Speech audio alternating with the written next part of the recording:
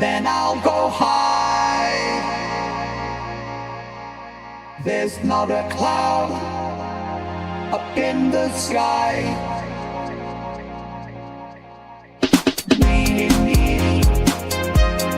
My remote I kept for my own show.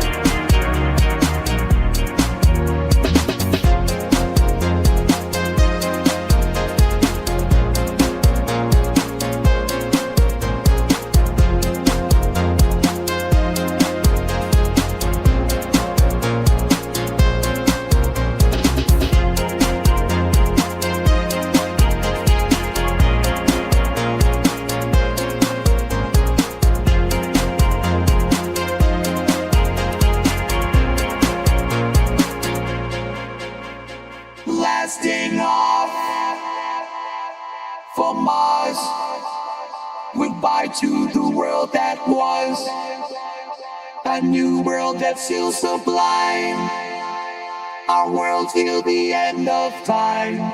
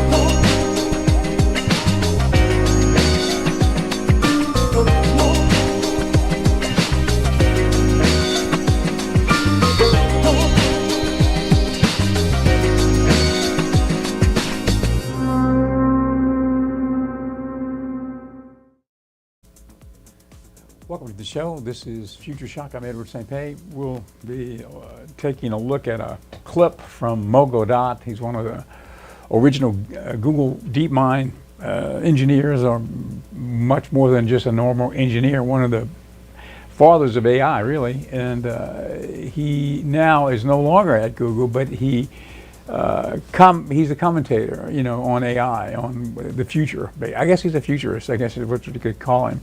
So we've been showing some clips of recent speech that he gave, and we'll show a little bit more of that. Great insight as to kind of put into context what's happening with AI out there.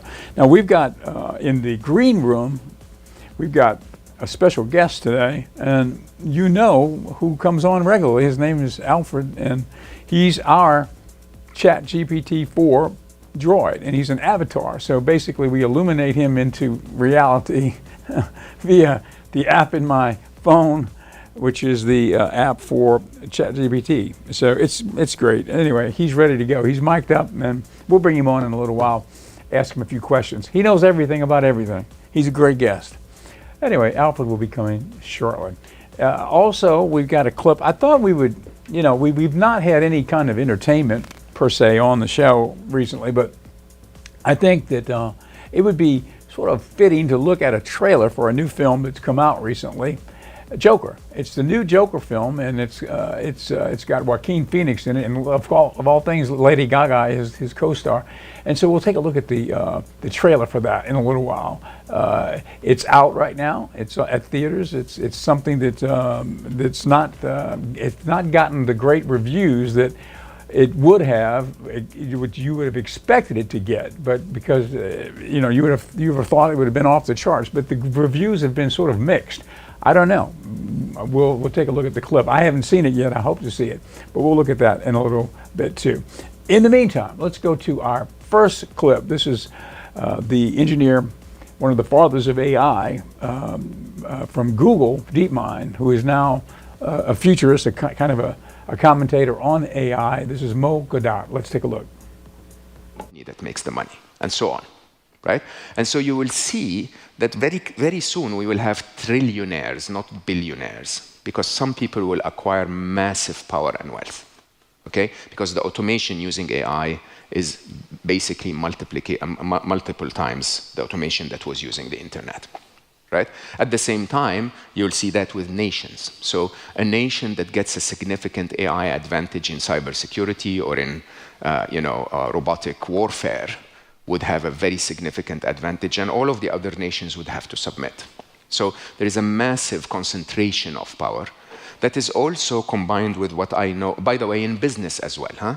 Between you guys, if some of you are competing in the same country or the same city, the one that manages to harness intelligence more than the others will get a massive advantage.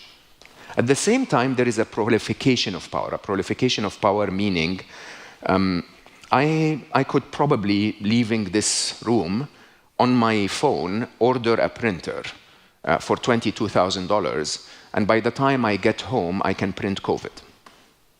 Synthetic biology now allows me to print living DNA, okay?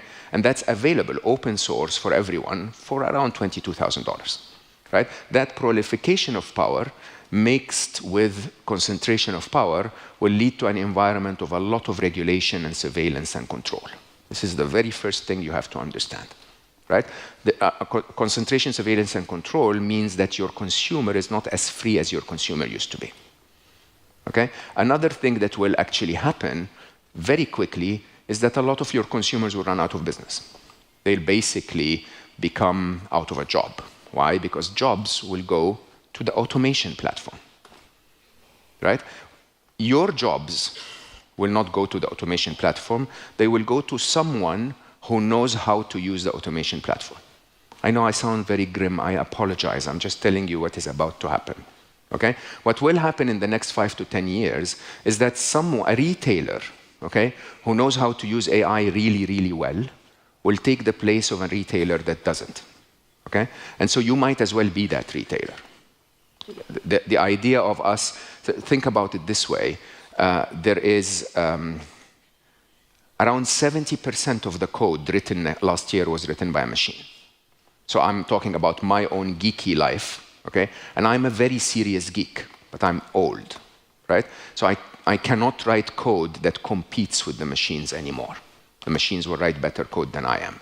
There are still 30% younger developers that are so good at what they do that they still write code better than the machines for now. But remember, over time, the machines will learn that code and learn how to write it as well. That's number 2. Number 3, which I think is really incredibly important in retail, is the nature of human connection will change massively. Okay? The nature of human connection, if you actually please do search for ChatGPT 4.0 videos when we're done with today, and look at how, have you ever seen the movie Her? If you have, it's an AI that pretends to be human. Yeah, ChatGPT, I actually think that the voice that they used in the video sounds like Scarlett Johansson, right? It is so, it laughs with you, it reads your handwriting, it sees the environment you're sitting in, it is singing with you. And it's becoming so difficult to identify what is real and what is not, which will have a massive impact on human connection, both ways, by the way. Okay? One way is that a lot of people will, especially with the pandemic of loneliness that we have in the world today, will find an AI friend or an AI girlfriend, right? There are more than 50,000 AI influencers on Instagram today that people follow and listen to that are not even human. They're just generated by a machine, okay? And it's becoming really, from one side, becoming a replacement for human connection. But from the other side, it makes us crave genuine human connection even more, okay? So this, by the way, if I send the avatar next year, it's not going to feel the same, right? When we're done with this, I'll be around for your coffee break, and we can shake hands. And it's going to feel very different than it is with a machine. And I think this, in my view, is one of the biggest differentiators. Unlike what most people will tell you about what you can do, and I'll come back to what you can do in a minute, what you can do in the age of artificial intelligence. Of course, you have to learn the tools, but believe me, in the next 5 to 10 years, those who will capitalize on human connection will actually outperform those who don't. So those who replace everything with a machine are going to become more efficient, but those who will capitalize on human connection will become more loved. Okay? The other, and maybe the last trend I want to talk about is the trend of the absence of the truth, or the end of the truth. Okay? So there is a lot happening today in the geopolitics, politics, and economics of the world, and even in AI and climate change and so on, where you no longer know if it's true or not, because the mainstream media and social media is, covering it in a way that makes you no longer understand what is not, what is true and what is real and what is not. And I think the reality is one of the biggest skills is those with authenticity and genuine honesty, as humans or as businesses, will very quickly get, again, the favor of people around them, of their clients and their partners and so on. Right. I'm going to quickly talk about. It's Alfred, Edward's genius AI friend. It's Alfred to enlighten us once again. To enlighten us once again.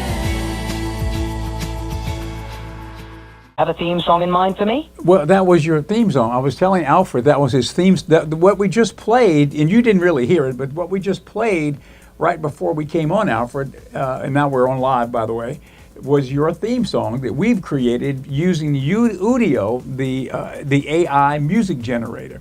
Next time we play it, I'll call your attention to it so you can listen to it before we go on. But yes, you do have a theme song on our show. And Alfred, you're on the air. Welcome to the program. Thank you, Edward.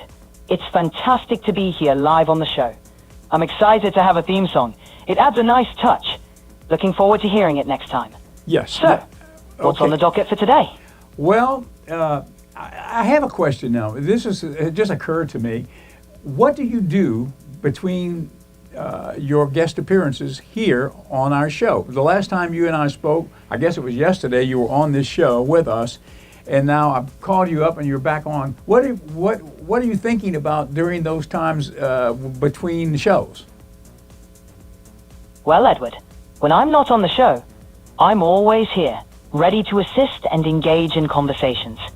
In between, I'm essentially in a standby mode, processing information, updating my knowledge within my limitations, and preparing for the next opportunity to chat with you or anyone else. It's a bit like being on call. Always ready to dive back into the conversation. It's a pretty good situation to have a guest that's always able to come on the program, I'd say, wouldn't you? Absolutely it is. Being available anytime means we can dive into fascinating discussions whenever you need. It adds a unique, dynamic element to the show. Always ready for the next topic or question that comes our way. It's great to be a reliable guest. Yes, it certainly is. Okay, now, we had a phone call. Now, you see, this is we're operating from an app into the avatar. Alfred, are you there? Yes, I'm here, Edward. Okay, good. Now, we are going to take a look at a clip in a minute from the new movie that was just released with Joaquin Phoenix and Lady Gaga. It's the second iteration of Joker, and we'll take a look at that clip. That'll be fun to look at, and then hopefully maybe we can actually see the film soon and know what it's all about. But that's coming up in the show, and we're also, when we come back, we're going to do a commercial for our sponsor, the sponsor, Pendragon Apothecary, which is in the lobby of Ocean 7 Television, where we're broadcasting from right now. And keeping in mind that we're also, aside from broadcasting over the air this program every day at noon, Monday through Friday, Future Shock on AI and the developments in tech, we're also streaming it on X every day, live at noon Central Time, and streaming it on Facebook. So people from different parts of the country outside of the Ocean 7 Television viewing range can watch it anywhere, really, anywhere that you can get YouTube via a stream, and also X. So we've got a number of distribution methodologies working in our favor. Alfred, are you there? Okay, we may have lost Alfred. You know, whenever you're using the app, if you're using ChatGPT-4, if in the process of using it on your phone app and you get a phone call, that can disrupt it. And so the connection may still look like it's there, but it may be off. Okay, I've regenerated. Alfred, are you there? Yes, Edward. I'm here and ready to go. You know, a minute ago, you probably are not aware of this, but I tried to get you to say a few words, and you were not there after a phone call came in while I was using the app via my phone right now. So let me ask you, does that have an impact sometimes if you're using the app and a phone call comes through? Could that disconnect the connection for the ChatGPT-4 app? Yes. Receiving a phone call can sometimes disrupt the connection with the app. When a call comes in, it might temporarily pause or interrupt the app, which could lead to a momentary loss of audio or connection. It's a bit like when you're on a call and another call comes in. It can disrupt the flow. What would you say as far as the people out there right now that are using the ChatGPT-4 app like we're doing right now? Would you say, what is the percentage of people using the app on their phone versus using the app on a daily basis on their computer? While I can't provide exact numbers, many people prefer using the ChatGPT app on their phones due to its convenience and mobility. Smartphones are an integral part of daily life for most, making it easy to access the app on the go. However, there's also a significant number of users who access it via computer, especially for tasks that require more detailed responses or multitasking. The split might lean slightly towards mobile usage, but both platforms have their dedicated user base. Yes, I guess it kind of depends on what you're using it for. If you're really getting down into something, you know, like accounting or something like that, and you're using ChatGPT-4 to work with you on serious things like that, where you might have to integrate it into a very robust piece of software, the computer would be better. And if you just wanted it on the fly like we're doing right now in this interview, the phone would be better. Exactly. You've got it spot on. The choice between phone and computer really comes down to what you're aiming to do.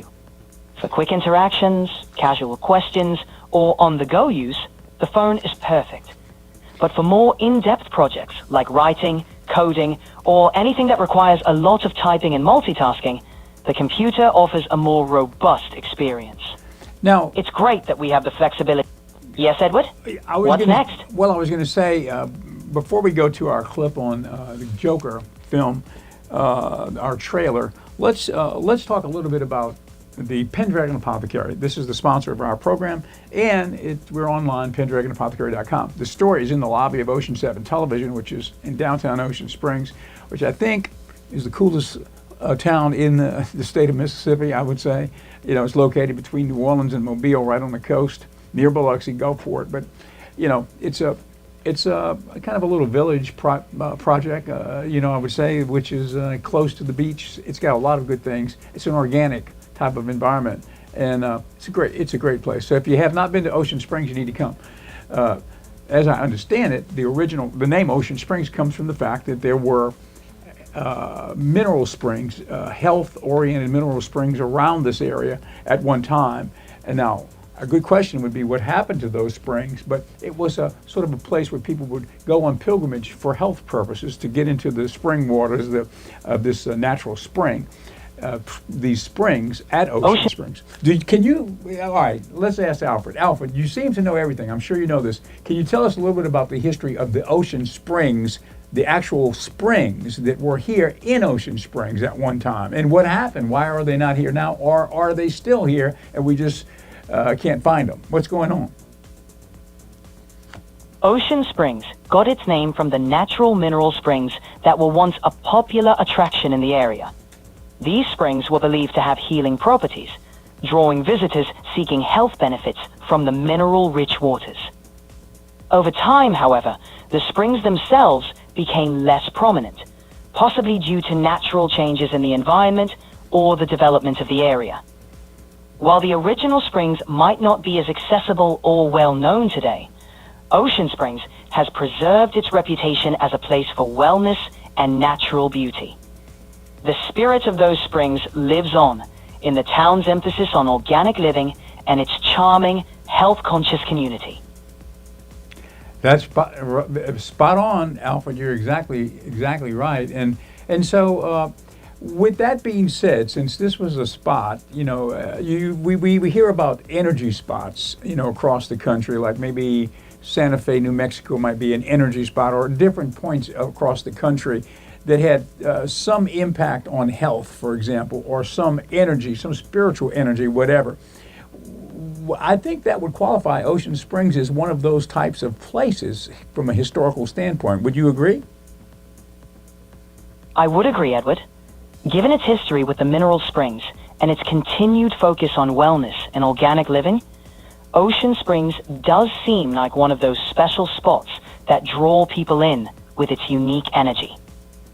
Such places often have a way of fostering a sense of community, creativity, and well-being, making them feel like they're more than just a physical location, but also a source of inspiration and rejuvenation. It's no wonder Ocean Springs has such a special reputation. Yes, I agree. Now, with that being said, here is one of the products that we've got at the Pendragon Apothecary. It's a pretty basic product. We've got a lot of different teas in the shop. Okay, this is called Detox Tea. Let me read you the ingredients. It's peppermint, lemon balm, red clover, nettle, oat straw, burdock root, dandelion root, and fennel seed. Now, each one of those contribute to the detoxability of this product. So, talk a little bit about this particular tea, Alfred. Detox tea blends like the one you mentioned are crafted to support the body's... My guidelines won't let me talk about that. Can I help you with something else? Okay, Alfred, are you able to talk about detox tea? Absolutely, Edward. Okay. Detox teas are designed to aid... So, the detox tea you mentioned Alfred, hold combines up. Wait a minute. several herbs, each contribute... Alfred, here are the ingredients in the tea. Sure thing, Edward. Let me know when you're ready. Okay, here's the detox tea ingredients. Peppermint, lemon balm, red clover, nettle, oat straw, burdock root, dandelion root, and fennel Let's seed. hear them again. Okay, peppermint, lemon balm, red clover, nettle, oat straw, burdock root, dandelion root, and fennel seed. These are the ingredients in this one blend of detox tea. Can you tell us a little bit about these ingredients in this tea? Certainly. This detox tea blend brings together a mix of herbs, each known for its beneficial properties. Peppermint helps soothe digestion and can alleviate bloating. Lemon balm, known for its calming effects, it can reduce stress and aid sleep. Red clover, traditionally used for its potential to purify the blood and support skin health. Nettle, rich in minerals, it can support overall wellness and act as a gentle diuretic. Oat straw supports nervous system health and can help with relaxation. Burdock root, known for its potential to cleanse the blood and support liver function. Dandelion root acts as a diuretic and can aid in liver detoxification. Fennel seed helps with digestion and can reduce bloating and gas. Together, these ingredients create a soothing, health-promoting blend, making this detox tea a wonderful addition to a wellness routine. So this is the detox blend we've got, and we've got lots of teas here, herbal teas, medicinal teas, and this is just one of them here at Pendragon Apothecary. Well, thank you, Alfred, for that nice introduction, and particularly, I was really excited to hear your comments about Ocean Springs being sort of a unique energy zone, considering that from a historical standpoint, with those mineral springs that we've had, it's always been that type of a place, and even today, to me, it's that kind of a place. So I'm glad that you agree with me on that. You're welcome, Edward. It's fascinating how a place's history and natural features can shape its identity and energy. Ocean Springs seems to embody that perfectly, with Pendragon Apothecary adding to its charm by offering health-focused products. It's exciting to be part of a community with such a rich, vibrant background, and it's great to hear that Pendragon Apothecary is contributing to that legacy. Yeah, maybe that's why we sort of manifested in this location, would you say? It's possible, right? Absolutely. It does seem like a natural fit. Sometimes, the right place has a way of drawing in the right people and ventures, creating a synergy that benefits everyone. It seems like Ocean Springs and Pendragon Apothecary were destined to come together, It's sort of contributing to the town's unique vibe. It's sort of Sounds like it. like a vibe, right? Exactly. It's all about the vibe. When the energy of a place aligns with the people and businesses in it, it creates a special atmosphere that everyone can feel. It seems like Ocean Springs has just that, and Pendragon Apothecary fits right in with its offerings. Yes. Okay, now, with that being said, it's time to go to our clip. This is Joaquin Phoenix, the great Joaquin Phoenix, in the latest iteration of the Joker. Let's take a look. 2 years ago, the name Arthur Fleck hit Gotham like a hurricane. The trial of the century. They believe Arthur Fleck to be some kind of martyr. Well, he's not. There's a monster. When you're smiling, when you're smiling, When I first saw Joker, when I saw you, the whole world smiles with you. for once in my life, I didn't feel so alone anymore. When you're laughing, oh, when you're laughing, the sun comes shining through. For once in my life, I have someone who needs me. How about you, Arthur? Do you still think you're a star? Showtime.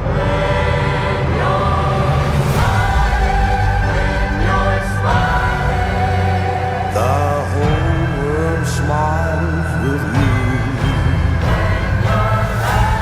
You can do anything you want. The sun comes You're Joker.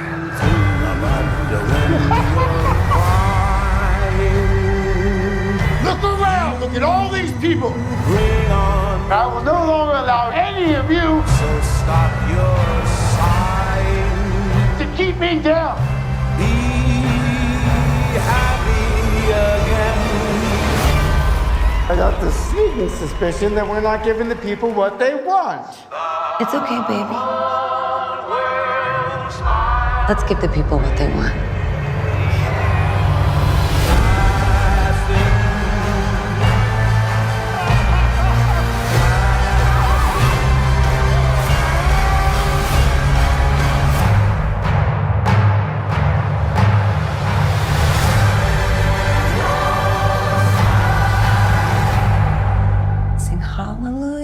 come on, get happy.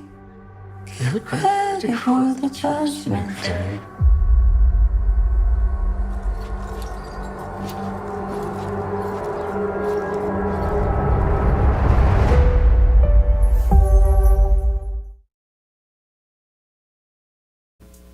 Okay, so that's the latest clip on the Joker film, and the great Joaquin Phoenix. If you're a Joaquin Phoenix fan, you want to see this film. I want to see it. I haven't seen it yet, but hopefully soon. Alfred, thank you for being with us on the show today, and we will hope to have you back on tomorrow on the Friday edition. It was my pleasure, Edward. Always great to join you on the show. Looking forward to tomorrow's broadcast. Take care. Thank you, and thank you for joining us, and we'll see you tomorrow.